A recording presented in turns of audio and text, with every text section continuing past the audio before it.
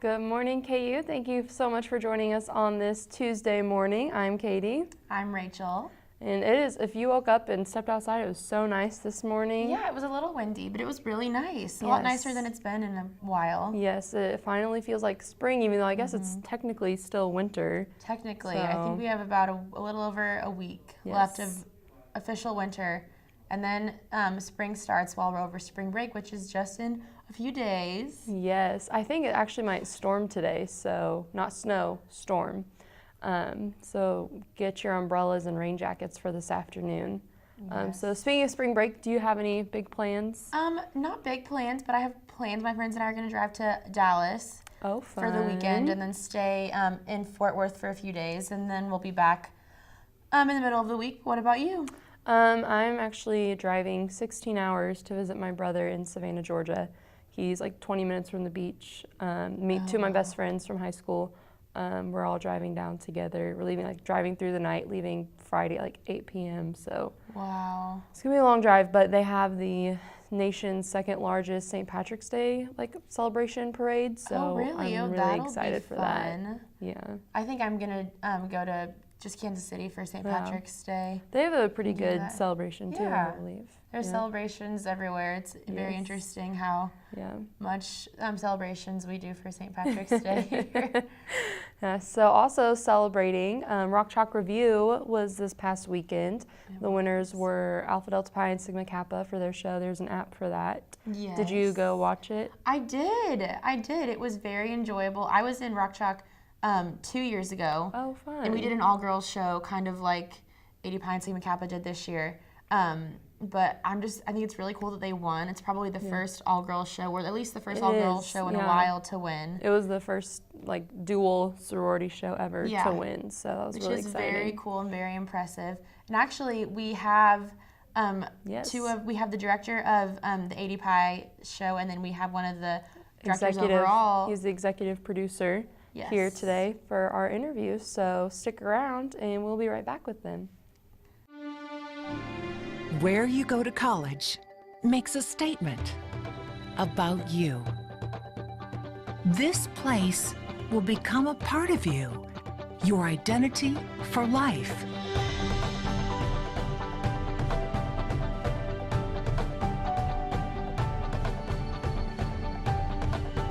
The University of Kansas, a great place to be you.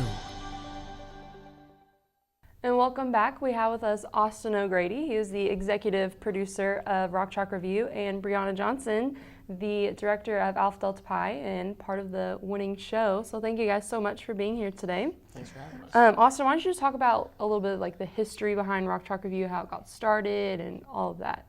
Rock Chalk Revue started 70 years ago, just kind of as one student wanted to throw an annual variety show, kind of like K-State did at the time, but since then we've evolved and grown and kind of dwarf the K-State version now. So we've taken over, and it's just an annual show put on by 5 living organizations that partner up and put together a production in the spring and kind of compete, but at its core it's a philanthropy event. So we try to raise money and have fun at the same time. Yeah. So what are kind of your roles as the executive producer?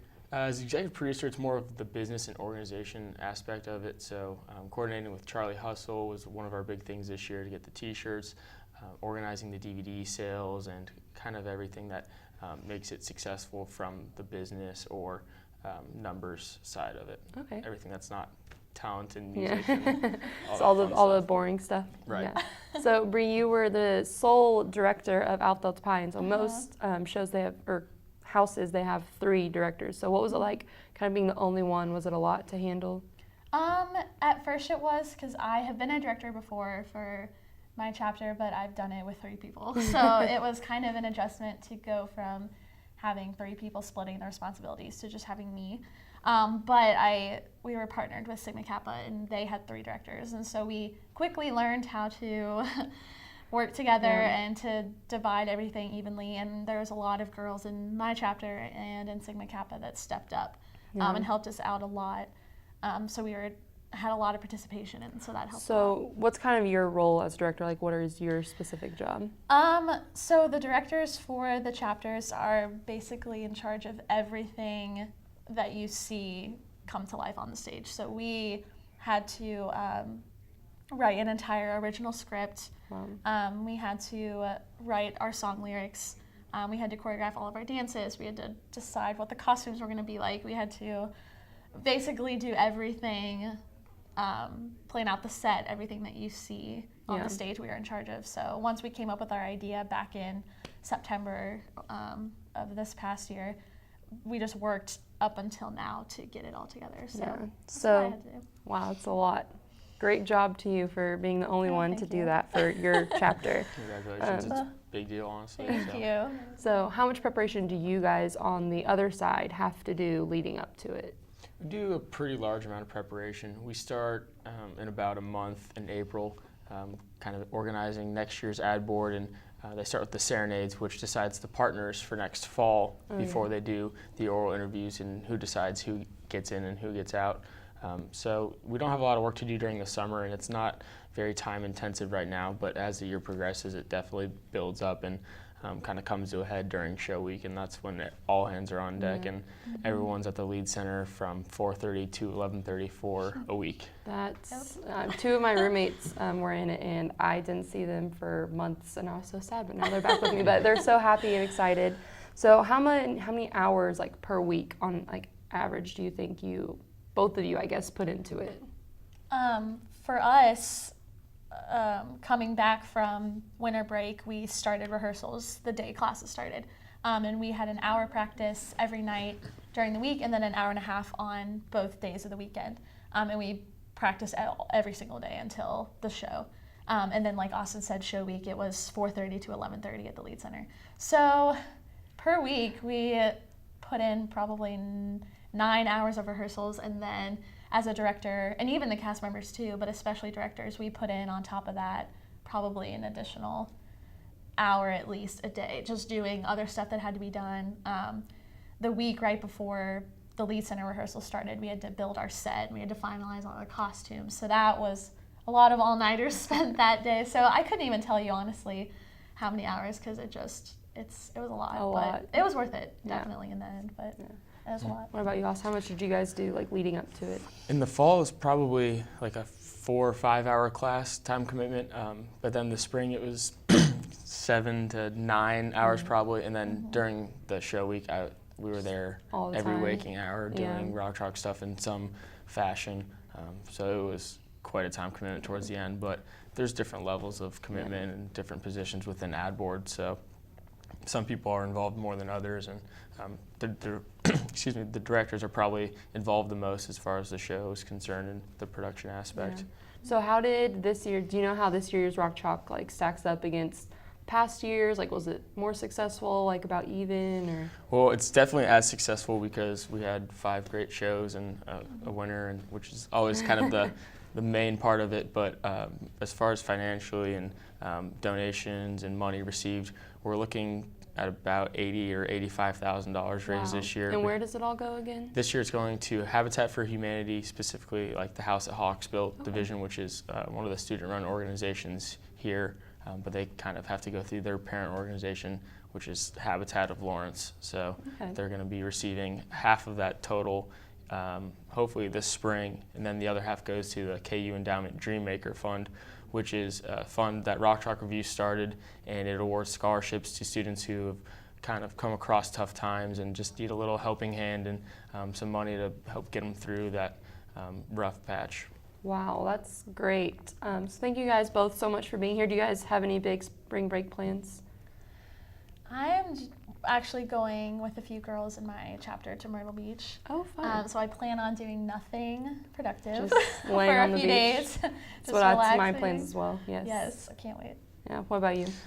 Taking an RV trip across the South with some friends, and like her, I'll be leaving my laptop and email at home and that's so fun. enjoying it. So. Yes, you guys deserve it after all of your hard work with Rock Chalk Revue. Thank you guys again so much for being here, and we will be right back with our news.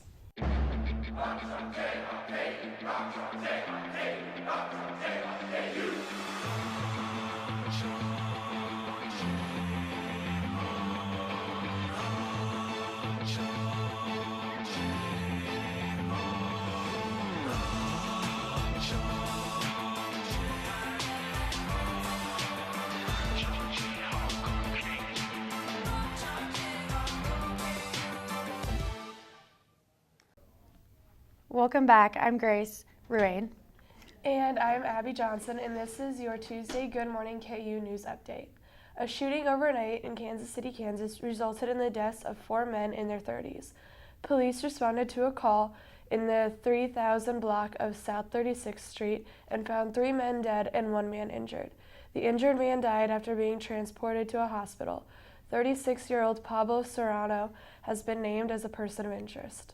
A commuter train near San Francisco, California derailed and crashed into a creek overnight. The train derailed after hitting a tree that had fallen onto the track.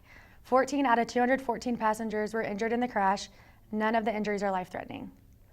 The Lawrence City Commission will vote today on a new city transportation center for KU campus. Lawrence Transit and KU officials plan to build a parking deck and bus transfer station on the parking lot located in front of the Ambler Student Recreation Fitness Center. Before starting the plans for the center, Lawrence Transit and KU need to receive the City Commission approval. Denver Broncos quarterback Peyton Manning announced his official retirement on Monday from the NFL in Englewood, Colorado. Manning started his career with Indianapolis in 1998 and has played a total of 18 seasons. Earlier this year, Manning brought the Broncos a victory by winning Super Bowl 50 against the Carolina Panthers. And the Big 12 Men's Basketball Coach of the Year goes to, it's a tie. The Associated Press named Bill Self the Big 12 Coach of the Year, while the Big 12 coaches named Tubby Smith of Texas Tech for the same honor. It is not unusual for coaches of the championship teams to be awarded the conference awards, as votes tend to go toward a coach who has turned around a struggling program. The final regular season poll is out and KU remains the #1 team in the country. The Jayhawks are #1 in both the AP and USA Today polls for the second straight week. KU received all but 2 votes in the AP poll, with the other 2 votes going to Michigan State, who beat the Jayhawks earlier this season. The Big 12 Men's Basketball Tournament starts this week on Wednesday in Kansas City. The first game of the tournament will be number 8 Kansas State versus number 9 Oklahoma State. The winner of that game will then go on to face KU Thursday at 1:30 p.m. And that will wrap it up for today's news update in the show. Tweet us a Spring Baked Selfie for your chance to appear on Good Morning KU on March 21st. Have a fantastic break.